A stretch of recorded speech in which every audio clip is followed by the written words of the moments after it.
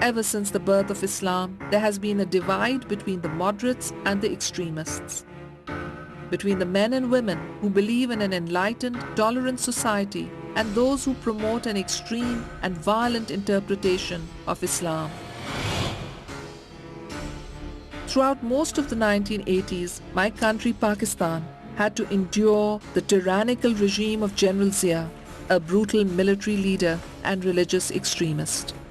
He had even murdered my father, the first democratically elected president of the country. My father knew that you can imprison a person, but not an idea. You can exile a person, but not an idea. You can kill a person, but not an idea. But that hadn't filtered down to Zia. My father was sentenced to death, and despite an international outcry, he was hanged. At first, the triumph of these extremists was merely a tragedy for Pakistan. It would soon become an international one. For Zia and his regime were hoping to extend their influence beyond our borders. And their chance came when the Soviet Union invaded neighboring Afghanistan in 1979. Young men from all over the Muslim world took up arms against the Soviet enemy. And Pakistan became a safe haven for those who provided financial and military support to these mujahideen. One man in particular was emerging as one of the leaders of the rebellion. هم يتخلفون لتعليم الناس الإيمان ما فقهوا منهج محمد صلى الله عليه وسلم. His name, of course, was Osama bin Laden. And a new, virulent strain of Islamic extremism was conceived. In little more than 2 decades, it would spread from the mountains of Afghanistan across the globe. Ironically, money from the West now flooded my country to help it counter the Soviet threat. And soon these mujahideen were weighed down with the best weapons dollars could buy. Many of these young men were given military and religious training in extremist madrasas, which had sprung up throughout Pakistan, mostly in the north. Schools which had become a breeding ground for terrorists. And where, contrary to Islam, students were brainwashed against equal rights, against tolerance, and against other religions. They were telling these young poor people who were basically children of Afghan mujahideen or children of the most desperate and destitute families of Pakistan that we'll give you free clothing, we'll give you free shelter, we'll give you free home, we'll give you a free education. And what were they teaching them? They were teaching them, you're a Muslim, it's your duty to kill the Hindus, it's your duty to kill the Jews, it's your duty to kill the Christians, and it's your duty to kill the Shias, it's your duty to kill anybody who diverts themselves from the road of Islam. But I was in jail and in solitary confinement and not in any position to speak out against Zia and his policies. Ever since my father's death, I had become a threat, and for the next 6 years, I was under house arrest. I had no idea whether I would be set free or possibly face jail and execution. But I knew that the tyrants in the regime can only eliminate people. They cannot eliminate concepts. After my imprisonment and the period of solitary confinement, I was forced into exile.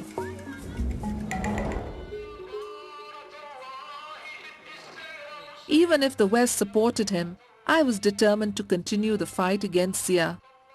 And when he lifted martial law, I was finally able to return to Pakistan in 1986. There are moments in life which are not possible to describe. My return to Lahore was one of them. Hundreds of color balloons soared into the sky as the airport gates opened. The sea of humanity lining the roads, jammed on balconies and roofs, wedged on trees and on lampposts, was more like an ocean.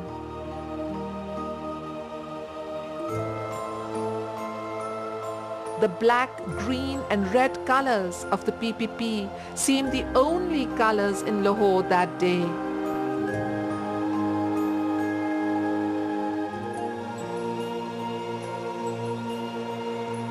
They shouted, Wazir-e-Azam Benazir, Prime Minister Benazir.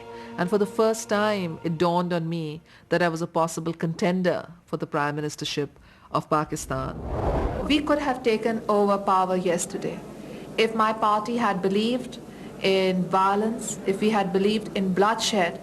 That crowd was so responsive that we could have taken Lahore yesterday, but my party did not want bloodshed.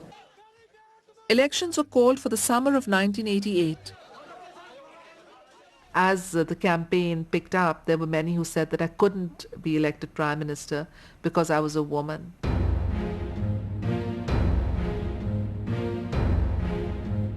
I was told that the military would never allow a woman to be elected Prime Minister of Pakistan. I was told that the religious parties would never allow a woman to be elected Prime Minister of Pakistan. And it wasn't just the religious parties in Pakistan. There was a fierce debate across the entire Muslim world. I didn't know how to react to this religious bigotry and prejudice. I could respond if somebody told me that my policies for health were wrong. I could argue. But how could I argue on, that I was a woman and I knew I was a woman, and I was happy and satisfied to see that my supporters did not see this as an issue. On December 2nd, 1988, I became the first woman to head the government of a Muslim majority state. I was just 35. The Voice of America described me as a breath of fresh air and symbol of the new democratic Pakistan. I wanted to break the elitism. I wanted to break the cycle that kept the poor poor and made the rich richer. I wanted each Pakistani, irrespective of whether they were born from the working classes or the middle classes, to aspire to the greatest posts in the country. But it was a bad time to become Prime Minister. The militants were killing people in my country. They were gunning them down in the streets of Pakistan. They were gunning them down as they worshipped God in the mosques. We were on the brink of being declared a terrorist state. That's not what I wanted for Pakistan. And so my government and I began to tackle the terrorists.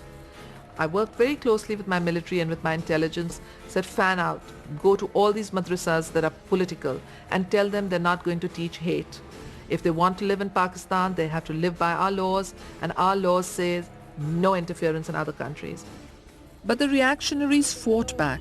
Most Pakistanis who woke up to the news that their Prime Minister had been sacked overnight showed little surprise. I had the support of the people of Pakistan, but I was undemocratically thrown out of office because I was a modern progressive woman, a woman who had been exposed to the ideas of democracy, diversity and pluralism in the Western societies. They saw me as a threat and they eliminated my leadership. The Islamic extremists had conspired against me, but they were infecting the rest of the world too. By the mid-1990s, they'd achieved a notable success in neighboring Afghanistan. They'd driven the Soviets out and set up their own regime there, the Taliban, which actively supported terrorism. And in one of the country's secret camps, Osama bin Laden was planning his next move. In less than a decade, the world itself would witness the inhumanity and depravity of these reactionaries.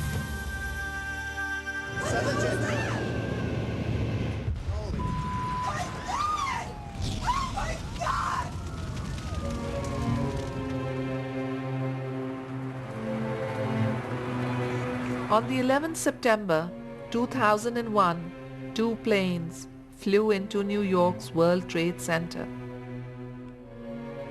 killing almost 3,000